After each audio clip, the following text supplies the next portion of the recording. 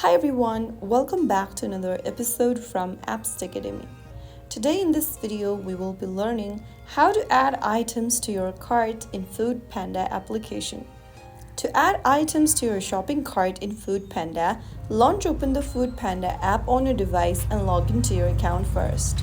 Once you're logged in, go ahead and use the home page's search bar at the top to search for categories such as fast food, desserts, groceries, etc. Now once you do that, you'll need to browse the menu, open up the restaurant you'd like to order from, and then click on the food you'd like to order.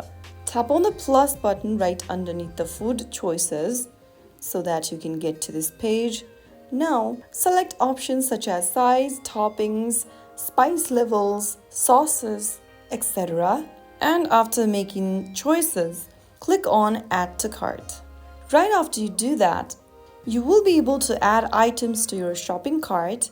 In order to view your shopping cart, you can tap the shopping cart icon at the top right corner from the home page. And that's how you will be able to add an item in your shopping cart for purchase. You can also edit or remove items from your shopping cart if you change your mind or if you'd like to change the quantity. And that's how you can easily add an items to your cart in Foodpanda app.